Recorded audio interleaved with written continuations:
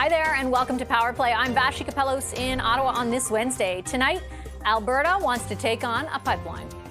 This is a test of whether Canada works as a country. Is not a real project, and is incredibly alarming. Alberta's Premier Danielle Smith pledging to back the application for a pipeline to BC Tidewater, something her neighboring province, as you heard there, is already rejecting. The Premier will be here coming up with her case for the project. Then, growing lumber tariffs tariff have tally. more than doubled, and job losses are piling up. Our support is foursquare behind Algoma Steel. Trump tacks more tariffs on this country, leaving the government with months without progress to show for their diplomatic efforts. Our front bench will dig into the pressure on the Prime Minister in moments, and will the bloc block the budget? I cannot see how we could support a budget which is first based on some taxes reductions, electoral gifts. Bloc Québécois leader Yves-François Blanchet says he can't see a reason for his party to back the Liberal budget in November. Just a few seats short of a majority. Does the Prime Minister need to work on opposition outreach? Our front bench with Sharon Carr, Laura D'Angelo, Jamie Ellerton, and Sebastian Scampsey will dig into that question a little bit later on in the show. First, though. This is a Canada project, and this is a test of whether Canada works as a country. Because if we can't build with collaboration of the federal government and between provinces, if it's everybody gets to get their products going to market except Alberta, that's not a country. A country is one where we support each other. And I think Canadians are there, and I hope that we can get more and more politicians to get there too. Breaking news this hour, Alberta's Premier Danielle Smith speaking moments ago there about her proposal for her province to act as the proponent for an oil pipeline to BC's northwest coast. Smith says her province will back and fund the first planning stages and is confident private companies will come forward later. The Premier also hopes her proposal will make the federal government's next phase of major projects, which is set to be announced sometime in November, the Prime Minister said around the Grey Cup. BC, though, has long opposed any proposal to have a new oil pipeline to its coast. And in this case, Premier David Eby has some sharp criticism for his counterpart in Alberta. Have a listen. Premier Smith continues to advance a project that is entirely taxpayer funded, has no private sector proponent, is not a real project, and is incredibly alarming to British Columbians, including First Nations along the coast, whose support is required for the success of the billions of dollars in real projects that I'm talking about. We need a major projects office at the federal level, not a major distractions office, not a major politics office, but an office that advances real shovel-ready projects that will move this economy forward in British Columbia and nationally. So how will this latest chapter of pipeline politics play out, and what position does this put the federal government in? We're going to speak to Premier Smith in a few moments. First, though, let's bring in our front bench. Sharon Carr is a CTV News political analyst. She's also the former Deputy Chief of Staff to former Finance Minister Bill Morneau. Laura D'Angelo is with Enterprise Canada and previously worked in Prime Minister Justin Trudeau's office. Jamie Ellerton is a Conservative strategist and the founder and principal of Canaptis. And Sebastian Scampsey rounds us out tonight. He was former Director of Media Relations to Conservative leader Pierre Poilievre. Hi, everybody. It's good to see you. Laura, the first thing that comes to mind is just listening to those clips and the vastly different positions of those two premiers. This sounds like a political headache for the federal government coming down the road. It sure does sound like a political headache. It's also really striking, right? Like up until this point, since the election in the spring, premiers have actually been toeing the line. There's been a pretty unified message, lots of goodwill. This is really the first instance of two premiers directly opposing each other very publicly.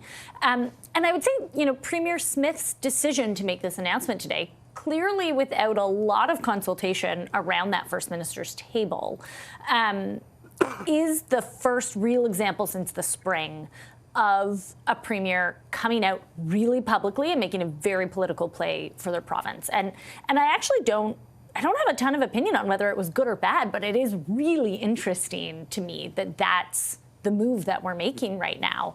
I really liked Premier Eby's line that we don't need a major politics office. I thought that was pretty funny.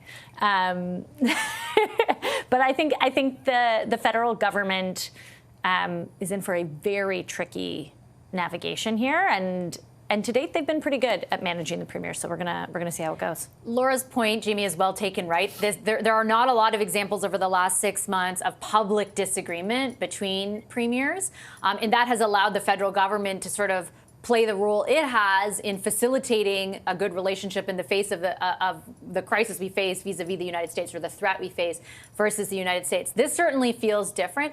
I thought in Danielle Smith's press conference, and again, we'll speak to her in a few moments, the concerns from Premier Eby were put to her, and she sort of downplayed it. We can work through it. I gave him a heads up on Monday. Premier Eby was much more pointed in his criticism, was basically like, this project ain't ever going to happen. What do you think of the politics there, and ultimately what it means for the feds? Yeah, I think two things kind of jumped out for me on this one, Vashi. One, the fact that the government of Alberta is essentially putting itself forward as the proponent suggests to me that no one in the private sector who does this, Enbridge, TC Energy, or other companies from abroad, are looking to invest capital because they frankly don't think it's going to get built, and they don't want to waste more money and be marched out of town like Kinder Morgan, which of course was the Trans Mountain Pipeline proponent up until the Justin Trudeau government essentially made it uneconomical. So you have the government of Alberta saying we're going to fit the bill, which I think is a very legitimate thing to advance, especially given how much oil royalties generate for their province, not to mention the broader Canadian tax base, to say we're going to do all this heavy lifting, we're going to show this is real, and we're going to go forward with it, and we're counting on the federal government to be there. The other piece that I thought was quite curious on this, do we really have an NDP premier saying that a public works project run by the government is somehow illegitimate? Like, that is just absolutely preposterous. And so I think when you look at, it's understandable when the two respective political bases for these two that they're not going to be agreeing, but they're saying some absolutely absurd things coming from the BC Premier in response to that. And I think when you look at what Prime Minister Carney is trying to do, this is his first real challenge. The kind of kumbaya, we're all trying to get along, we're going to make this work, is kind of now fraying. And I think the fact that you've heard Premier Ford in Ontario talk so much about his 401 tunnel, which, let's be clear, is doing a feasibility study, not even a plan to build the thing, and he's trying to make that his political priority. This is moving away from actual economic projects that we can move fast on a country and make a real difference to decouple our economy from the United States, given what we're going through, and instead just calling back to politics as usual. And I think all Canadians are going to pay the price. It's a good point around it being like the way that it used to be, the way that so much of this used to be political. Like, it hasn't felt, Sharon, as political recently, but this feels very. And I would point to, like, for example, when Jamie talks about Premier Eby in this instance, like, this is a proof point insofar as he's moved a lot on issues around natural resources, LNG development, climate considerations when it comes to LNG. But this specific pipeline, which is basically, let's be blunt, Northern Gateway Part 2, was a political flashpoint then and remains just as much now, despite all of the sort of, political class consensus around making us an energy superpower, or what the Liberals said during the election, or what the Conservatives said during the election. Like, despite all that, it is still a flashpoint that it was 10 years ago. It most definitely is. And I want to look at this from two different perspectives, having one worked for the company that tried to build Energy East, an actual private sector proponent who tried to build a pipeline like Energy East and Keystone XL. And I remember crisscrossing through various provinces across the country, and it was an absolute complete nightmare trying to deal with province to province to province. And in this case, Quebec was basically one of the flashpoints where they just refused to allow the pipeline to go through. Now, Alberta is an extremely rich resource province, part of the country, and they need to get those resources out to Tidewater. They need to get it out. And unfortunately, they've got to go in one direction. And I think that the fact that the Premier is having to be the province of Alberta has to be the proponent says a lot. It says a lot that, like Jamie said, private companies do not want to be proponents, because at the end of the day, the sunk cost sits with them and their shareholders. So a pipeline has to go in one direction. I'm not exactly sure where Premier Eby is going to go with this, because We just went through this period of time where we had Donald Trump basically threatening our sovereignty, and we had this kumbaya moment where all the provinces were like, you know what, we got to come together and strengthen our own economy. And guess what? We do need pipelines. And I'm probably one of the few liberals that will say that to you, but as we do need pipelines, we need to drill, we need to get product out. We have so much capability and ability. And to have Premier Eby kind of just immediately like poo-poo the whole idea around it, it's a crack in the Federation and it's a crack in the process. And I'm sorry, I don't agree with him on this. I really, truly don't. I think he's reflecting, though, my guess is the sort of political reaction to this project in his province, Sebastian. I'm looking, for example, at a press release already in my inbox from Coastal First Nations, who write, as the rights and title holders of BC's North and Central Coast and Haida Gwaii, we must inform Premier Smith once again that there is no support from Coastal First Nations for a pipeline and oil tankers project in our coastal waters. Like, the opposition among First Nations in BC to Northern Gateway was quite pronounced, very different than, for example, the level against LNG. I imagine that that's informing the position he's taking. But to Sharon's point, it is a departure from the rhetoric that's been employed by premiers over the last number of months. Yeah, I mean, listen, Premier Eby has his own political constituency to worry about. I will say, however, we are now in day 201, I believe, of Prime Minister Carney's premiership. This is a man, again, who ran on the promise to move at, I believe it was unimaginable speed to build these projects. This was a Liberal who, as Sharon so nicely summarized, said we need to drill, baby, drill. And we are kind of at the logical endpoint and conclusion of where the progress has taken us so far. There has been literally no desire, as this shows us, from the private sector to invest in Canada in energy. And it's not at all surprising. But what is it that makes Canada so uncompetitive in this regard? It's not the air we breathe or, I don't know, anything in our water. It is entirely an artificial political construct that the Liberal government has put forward.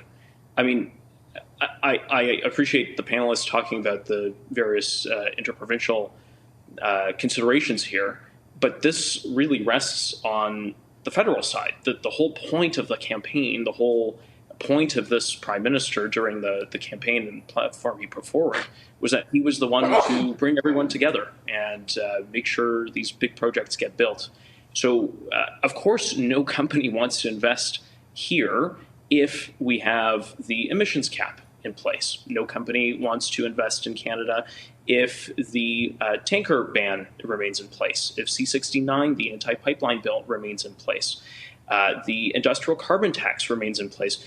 All of these things still exist. This is why businesses don't want to invest in this country. It's why Enbridge is building 2 pipelines in the United States and not in Canada. I'm getting a bit frustrated with this, as I hope you can see, because it is such a self-own, it is such a goal here on our own net, perhaps in parlance that Prime Minister Carney will understand, that it really hurts, and it breaks, I think, to the brain to think that this is all happening in the same week where Imperial Oil is announced slashing 900 jobs in Calgary.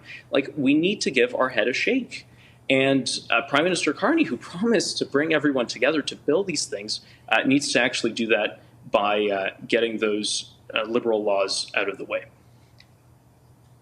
Yeah, it'll be very interesting to see where that part of this all goes, right? Because there have been signals through C5 that they're willing to look past the tanker ban, which would really apply in this case through on a project by project basis or through past, a number of things that you signaled there, Sebastian. But obviously the Conservatives in the industry are pushing for, writ large, them to disappear in order to facilitate the environment that you say it does the counter of. I'm sure Premier Smith will have something to say about that in a moment. I do want to just convey to all of you and to our audience that we just got a statement in from the federal energy minister's office about this. This is Minister Tim Hodgson. I'm going to read it for you verbatim because it does respond directly to what the Premier is pitching here. We are building Canada strong, the statement starts off by saying, and that means any project brought forward by a proponent will be evaluated against the same rules for all proponents. if Alberta wishes to be the initial proponent and funder of a pipeline to the West Coast and put it forward to the MPO, that is within their right to do so. We have an active and constructive dialogue with Alberta, the statement goes on to say, and will always look for ways to advance shared priorities. We have listed Pathways Plus as a transformative strategy for Canada and have been clear that a pipeline project must move forward in conjunction with the Pathways project, which will decarbonize our oil sands to the equivalent of taking over 4.75 million cars off the road. The statement concludes by saying building major projects includes meaningful consultations with Indigenous rights holders, working with all affected jurisdictions, and alignment with Canada's objective with respect to climate change and clean growth. Once any proponent has done this work, the federal government is open to evaluating a project on its merits. So, in summary, they'll consider this proposal. It's not a detractor that it's coming from Alberta, but a whole bunch of other stuff obviously listed there as well. I'm going to take a quick break. The panel is sticking around. After that break, Alberta's Premier Danielle Smith will join us live. Back in a moment.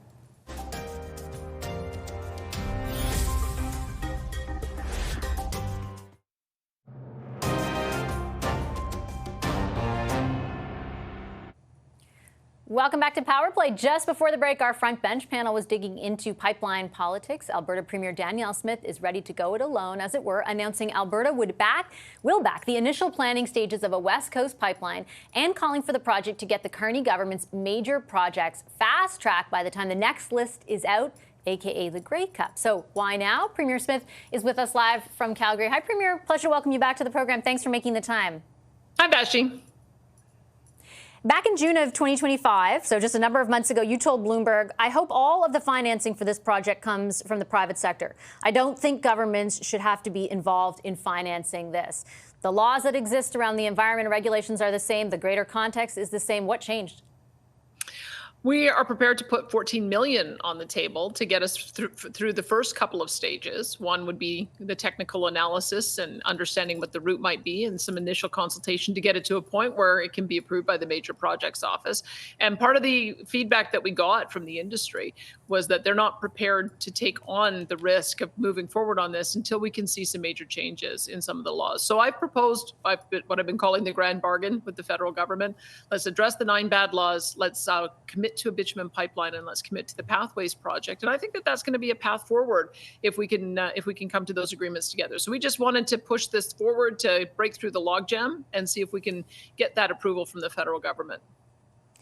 What logjam exists, though? If the path forward, as you identify it, did exist, if those conversations were happening with the Prime Minister and the federal government, they had put the Pathways list for the Pathways project, for example, on those secondary 5 items under the 5 projects that they wanted to give the green light right away. Like, if all of that was happening, why does it require taxpayer money to advance anything? Well, it's $14 million, and I think that the reason is because a proponent has told us that they cannot get companies lined up to ship on their pipeline as long as we continue to have a tanker ban, an emissions cap, and some of the other bad laws that are in place. And so we know that it's going to take our work to make sure that the federal government repeals or in some way revises those bad laws substantially. And to get to that point, we want to make sure that there's some of the technical work being done in the meantime. The ball's going to be in Prime Minister Mark Carney's court about whether he is committed to becoming an energy superpower, if he's committed in creating an economy in Canada that will lead the G7. This is the kind of project that needs to be approved, and in creating the investment climate that will attract private capital back. That, I think, would be the exercise that we're all trying to do here. If every project has to be underwritten or paid for outright by federal taxpayers or provincial taxpayers, then it's a failure. What we have to do is attract back private capital again. Why are you confident that the removal of those irritants, as you identify them, will do the job in attracting back private capital? And I ask because I think back to a time when those things didn't exist, right? Under the previous Harper government. It certainly didn't see, an increase in oil production that was through the roof, or pipelines get built through the roof. Like, there was very specific opposition that existed. Let's just take Northern Gateway, which was this 10 years ago, that ultimately made its way through the courts. The courts agreed that adequate consultation wasn't done. And that, at the time, was what blocked the pipeline from going ahead. Not the existence of a tanker ban, not the existence of C-69, not the existence of the emissions cap. So why are you so certain if those things are removed, the opposition that existed 10 years ago will not provide an impediment this time? Well, we did have a private proponent 10 years ago. It was Enbridge. We had a proponent of Energy East 10 years ago as well, TC Energy. We also had a private proponent of Keystone XL, TC Energy. But when you layer on bad policy and bad law after one after another, that is what's chased the private capital away. And so if we can get to a point where I think aspirationally the Prime Minister wants to get to, where we can have this workaround on all of those bad laws, which is what the 2-year time horizon is for the Major Projects Office, and at the same time work to repeal or replace the bad laws that to create an overall improvement in the investment climate. We think that's where our interests are going to synchronize. And we think in doing so, the fact that we have so many of the companies that are at the table wanting to advise us from a technical point of view, the fact that we had over 100 executives in the room from different energy companies, that shows to me the enthusiasm to get to a yes. So I believe very strongly that if we can get to a point where this is on the major projects list, there's a commitment to get it approved within a reasonable time frame, that we will be able to attract those dollars back as we've been able to in the past. So is it your impression from those proponents that they believe if, for example, all those irritants in the form of those laws are removed, that there will be a proponent for this pipeline? Because, again, they will still be up against, for example, coastal First Nations, which just released a press release saying, as the rights and title holders of BC's North and Central Coast and Haida Gwaii, we must inform Premier Smith once again that there is no support from coastal First Nations for a pipeline and oil tankers project in our coastal waters. Like, that opposition doesn't disappear, even if Mark Carney does everything you want him to. Well, we'll see. I mean, I have a very skilled Indigenous relations minister who's very sensitive to the fact that any major project that goes forward has to have Indigenous ownership as the foundation. That's a bit different than it was 10 years ago, that we're beginning with the conversation about how we can get to a yes. And she began the conversations already on Monday, making a number of phone calls, and she's going to continue doing that. She's already visited Port of Prince Rupert and had a chance to talk with some Indigenous leadership there. So it's a process, and we have to begin with relationship building and make sure that that there's an understanding of the benefits that all of us get, not just Alberta, but all of Canada and the bands in particular. And so we're prepared to do a lot of that hard work. That's what Indigenous consultation and meaningful consultation is all about. And so that's why we got started on it right away.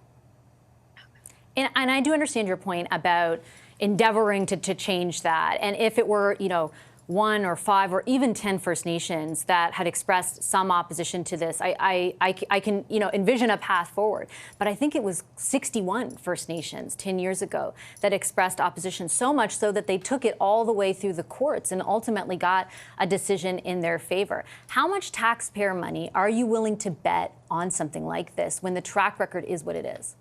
Well, I guess I would say that Justin Trudeau was not a fan of pipelines, and yet under his term in office, the Coastal GasLink pipeline got built. The Trans Mountain expansion happened. So it is possible for us to build large linear projects. We have to be able to find a way to do it at much less expense and with much greater benefit to Indigenous communities, as well as much more reliance on private sector money. So it is possible to build these kinds of major projects. And so this is part of the reason why we want to start that conversation now. We want to get to a yes. We want this to be a win for everyone, a win for Alberta, a win for the nations that are impacted, and a win for Canada also. This is going to be ultimately, if it's 1 million barrels a day, a $20 billion annual boost to our GDP. Governments end up benefiting about 40% from that. You can help to meet your NATO commitments at the federal level. It would help us to be able to meet our health and education and infrastructure needs provincially. We have to be able to build these kinds of projects. We've got a $9 trillion value in our bitumen that are beneath our feet in Alberta. We have to be able to get it to market, and this would be the way that we'd be able to access the new markets in Asia that are very keen to work with us on this. I suppose we could keep on relying on the same market in the United States, working with American partners and sending more of our products south. But that's also a failure of the exercise. The reason why everyone is talking about major projects in the first place is because we've become over-reliant on a single customer, and we need to build new markets. This is what it looks like, is that we've got to work together to make that happen. And I do understand that point. I guess, TMX has already greatly expanded our share of our ability, I would say, to diversify our markets to the boon of both provincial and federal coffers. My question, though, was about how much taxpayer money at a maximum you're willing to sink in, because it's the type of bet you're making is ultimately contingent on the return for, and you talked about the potential return, right? I remember a time when your predecessor of the same party, Premier Jason Kenney, sunk $1.3 billion into making a bet on Keystone that taxpayers ultimately ended up footing the bill for. So on behalf of those taxpayers, isn't it fair to ask if they're really going to get value for money, and how much of their money you're willing to sink into a project that could not get anywhere 10 years ago? Well, and the NDP sunk $1.3 billion into a oil by rail that didn't work. And the federal government ended up probably overpaying. I'm just letting you know. And the federal government overpaid by probably about $10 billion on building the Trans Mountain Pipeline. This is why we need to create a process that is streamlined, where we bring in private capital. I would look at this as a success by having a private sector proponent come forward. Are you asking me if I have $34 billion kicking around to be able to pay for this? No, I don't. Nor does the federal government. When you look at what the parliamentary budget officer said, when you look at the significant deficit that they're facing, we need to have these kinds of projects built to create wealth, to create government revenue for both our government and the federal government. And we can't keep saying no to everything. We have to find a way to get to yes. We have to find a way to address the legitimate concerns that are being raised. But this has to be a country that builds things again, because otherwise we're all going to face very, very dire situations in our federal budget deficits and our provincial budget deficits. We just can't afford to keep on doing things the way we've done them the past 10 years. We've got to get the private sector back, and confident that these are the kind of projects that they can get to the finish line. Just very quickly, is $14 million the max that your government will invest of taxpayer money? I hope so. But as I've said, we will you're also not ruling it be out. prepared. Well, I'll tell you why. It's because we have a facility called the Alberta Indigenous Opportunities Corporation, where we have the ability to underwrite up to $3 billion in loan guarantees so that Indigenous nations are able to take an equity stake. So that gives you an idea of how serious we are about underwriting these kinds of projects. We've already done that with $750 million worth of projects, including pipeline projects, that are going to deliver $1.3 billion worth of revenue to 43 of our 44 nations. So we've already put our money where our mouth is, and we're prepared to do more of that. The federal government also has a similar type of program, and we're hoping to be able to partner with them on that. I think that that's the appropriate way for governments to intervene, is to make sure that Indigenous equity stakes can be purchased and that they can get the long-term benefit from it. But just to be clear, that's loans. I'm saying, right now you're putting $14 million in to get this process going. Are you going to put $5 billion in to get it built? That's the question. Well, look, we have to find out what it's going to cost to build. I've been told that it could be anywhere from $20 to $30 billion. And no, Alberta doesn't have the money to build $20 or $30 billion. We need a private sector proponent. The way we get a private sector proponent is we work with the federal government so that there's an answer that's going to be yes at the end of this process. And I am very confident when we get to that point that the private sector will come in. It's going to be up to Prime Minister Carney whether or not he wants to work with us on being able to advance these kinds of projects or not, whether what he campaigned on in being a leader in the G7 and being an energy superpower on conventional and new energy is real. And so we will see. We'll know in pretty short order, because I'll be meeting with him, and we'll be continuing to do the technical work. And I would hope that the answer is yes. Okay, I'll leave it on that note. Appreciate your time as always, Premier. Thank you so much. Yeah, thank you. Thank you. Alberta's Premier Danielle Smith. We'll take a quick break. Our front bench is back after that break. Stay right there.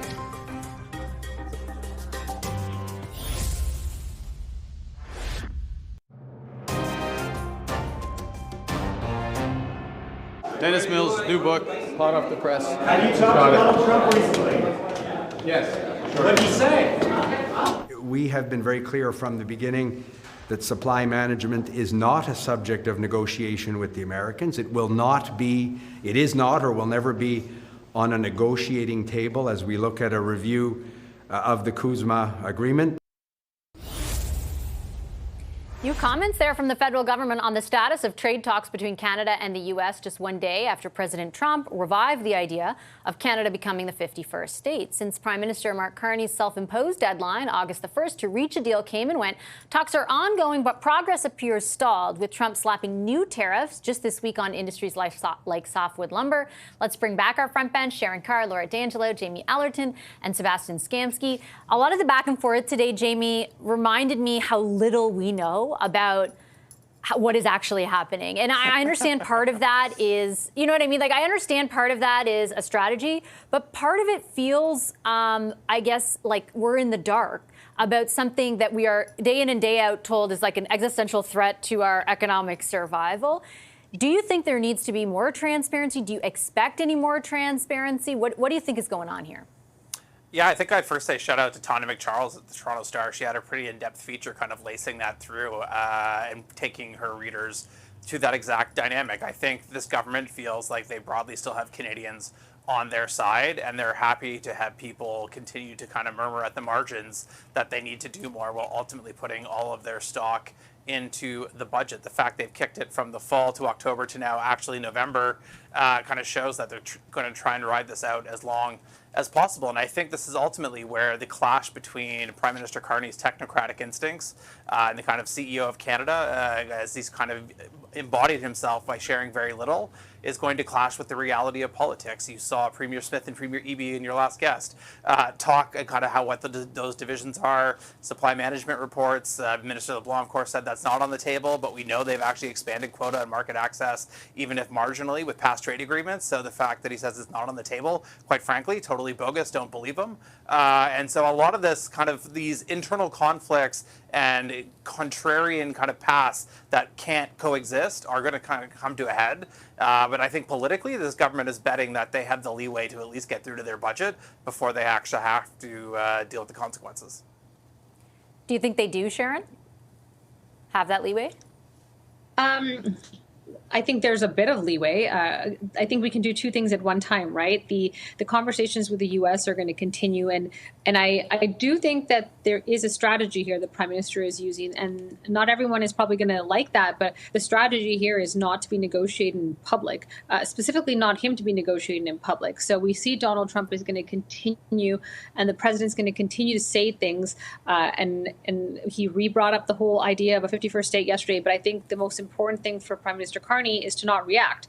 He's got a budget coming up on November 4th, I believe, which is going to be probably his first real moment where he can define himself different from the previous government in showing how his spending is different and his focus is different. So I think there's a bit of a leeway here in the sense that we're doing two things at one time, but time is going to tell. And again, Donald Trump can come out and say something completely ridiculous again at some point that's going to require our government to step in and do something. But for now, I think the conversations are happening and the Prime Minister is engaged. But his strategy has very solely been not to negotiate in public. And I think for the most part, we know that works. It didn't work with Trudeau and it didn't work with Minister Freeland and folks back in the day. And we saw how detrimental that was. And I think this is the path forward.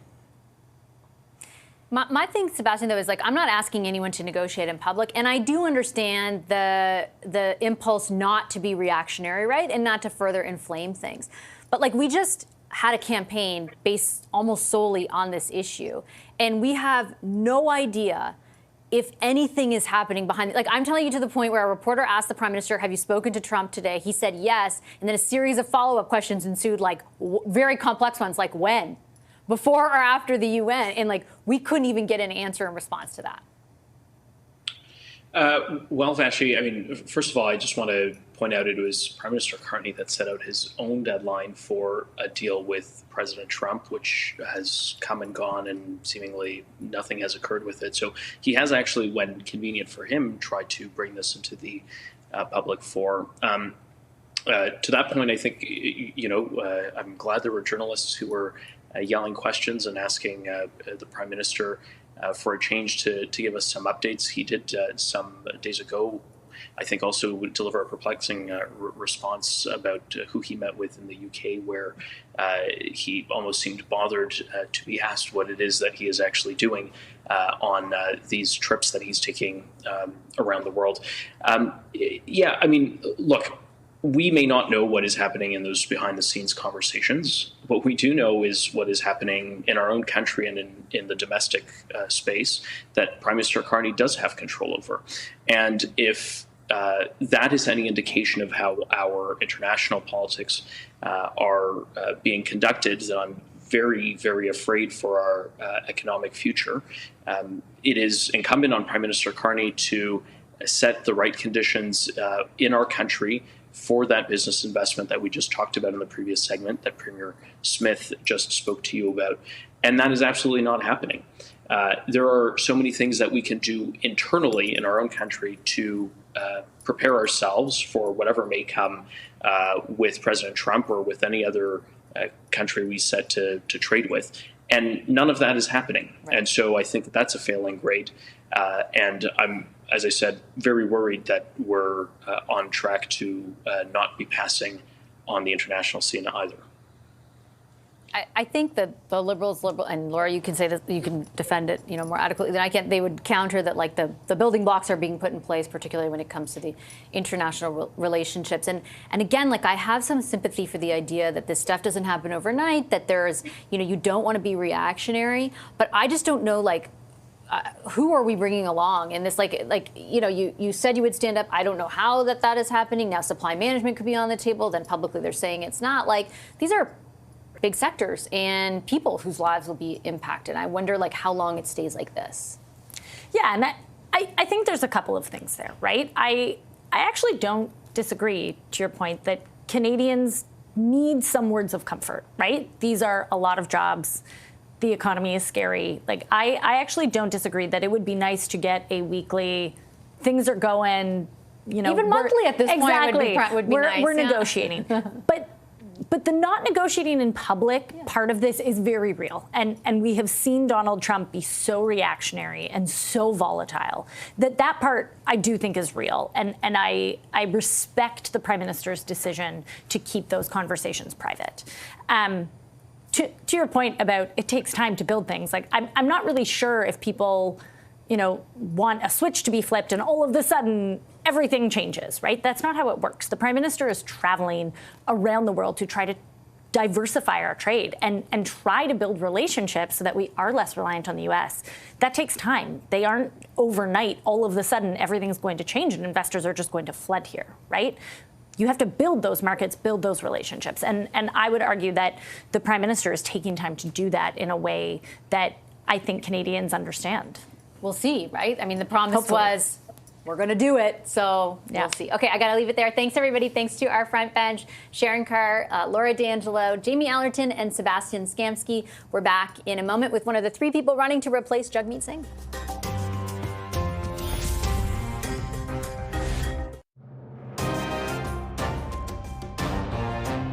Let our pipeliners build pipelines. We don't need another office. We don't need another press conference. We don't need another law, another regulation, another set of bureaucrats to meet. We don't need a committee to talk about all the things that can't be done. We just need Mark Carney and the Liberals to repeal their anti-development laws and taxes and get out of the way. That's federal Conservative leader Pierre Poilievre weighing in on Alberta Premier Danielle Smith's backing, her government's backing of a proposal for a pipeline to the West Coast. What does the NDP think of it? Heather McPherson is one of three people running to lead that party. Hi, Ms. McPherson. Welcome to studio. Thanks so much for making the time. Thanks for having me. And congratulations on your launch. Thank you. I appreciate the conversation. I actually wanted to start off on news of the day because it pertains to the province that you represent and that you're from. And that is this pitch from the Alberta government to essentially act as a proponent for a pipeline proposal that would run from Alberta to the coast of BC. Do you in principle support that kind of a project? No, I mean, that's not a proponent. That is Danielle Smith putting taxpayer dollars forward. That's not a proponent. That's not what that is. And she's doing it at a time, to be perfectly honest, when she's refusing to negotiate in good faith with teachers across the province. For me, there are so many other priorities we should be looking at. There's so many other things that this government should be focusing on. Using taxpayer dollars to buy a pipeline when we still have capacity within TMX, when we see, for example, that Imperial Oil has laid off all sorts of workers, despite the fact that oil is increasing, continues to increase. It's not a future for Alberta workers. There needs to be a better plan looking at a futures economy, and Danielle Smith is stuck in looking backwards, and that's bad for my province. We saw it with the way that she shut down renewables. We see it in the way she won't negotiate with workers in our province. this is not the priority. We should be building an electrical grid. We should be looking at other big projects that we can have in this country that will get Canadian workers, Alberta workers working, and will get folks, with Canadian materials. I mean, that's what we should be doing. That's the actual way that we build a futures economy in the face of Donald Trump's threats and his tariffs. Is your opposition to the idea of the government being the backer or using taxpayer money, or is it to the idea of a pipeline at all? Well, frankly, the idea that there is no private proponent that wants to come forward makes me very concerned about whether or not there is a business case for that. Because when energy companies are in the business of making money. If there was a business case, a proponent would come forward. And the fact that one has not come forward at this point, and the fact that we still have capacity within TMX, that's not going to get Canadian workers working.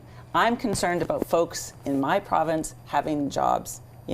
I'm concerned about my kids having jobs in my province, and this is not the way. This is not the path. Do you not think those jobs can be found in conventional energy and expanding production of it? Because both the Premier and energy companies would say that the viability of a private proponent has been impacted by the kinds of environmental policies and regulations that the then federal government put in place under Justin Trudeau with the support of the NDP, and then have kept in place now on a more permanent basis under this Prime Minister.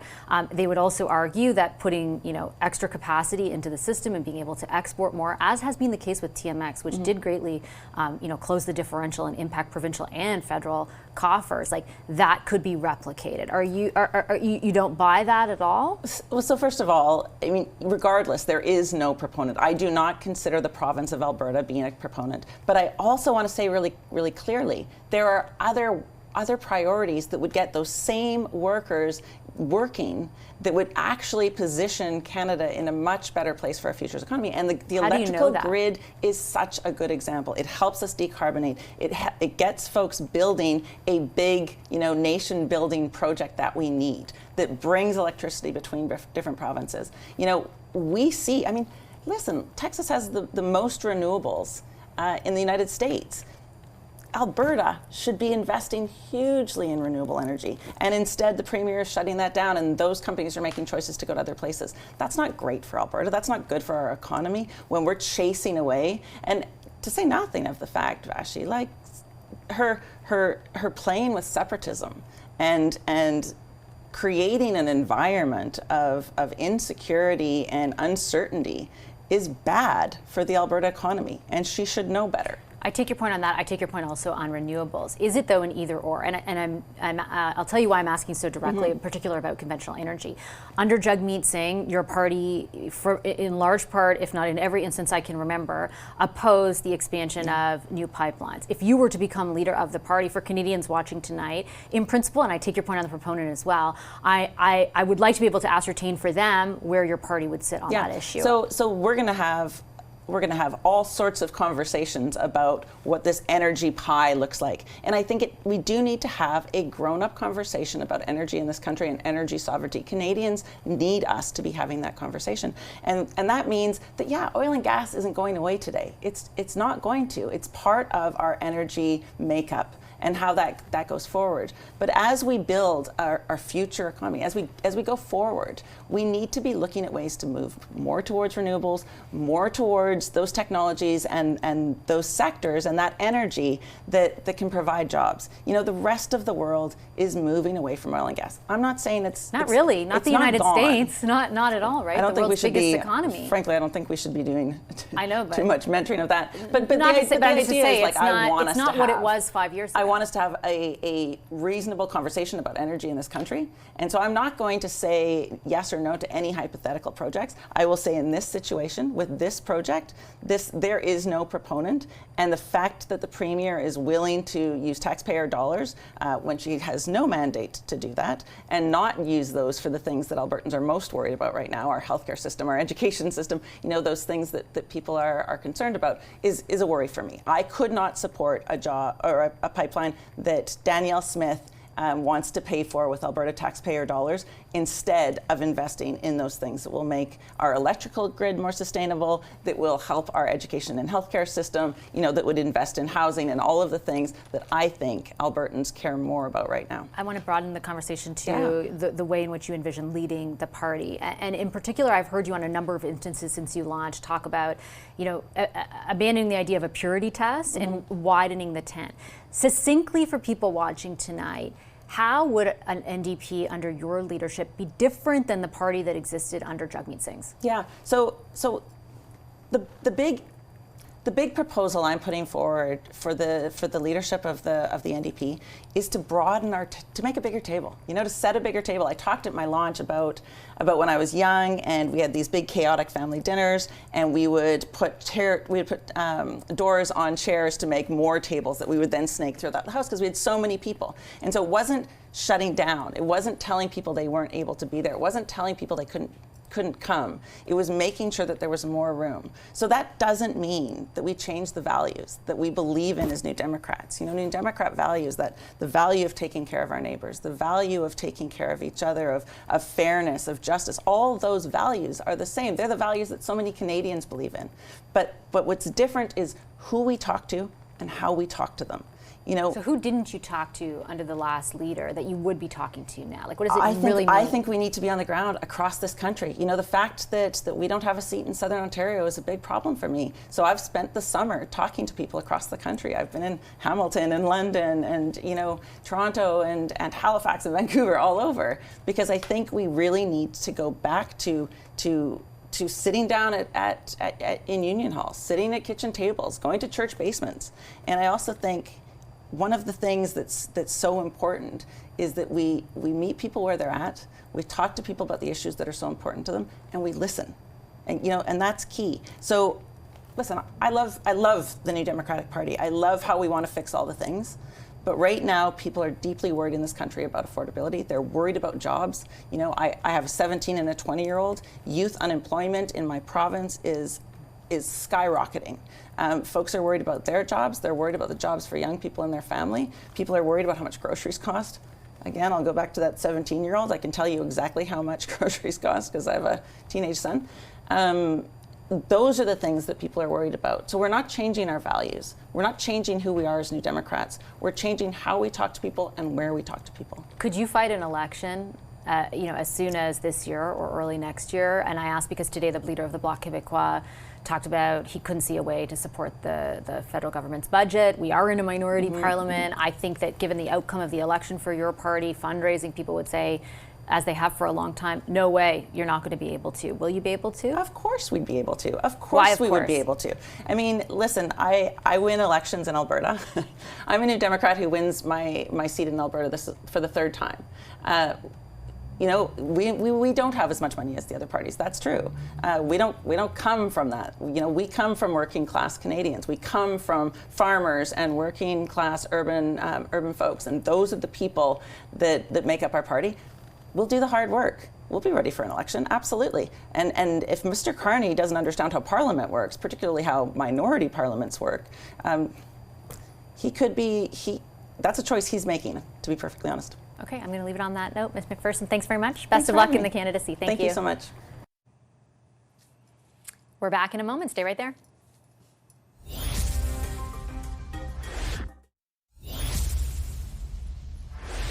Your top headlines are next. Thanks for watching Power Play. Have a great evening.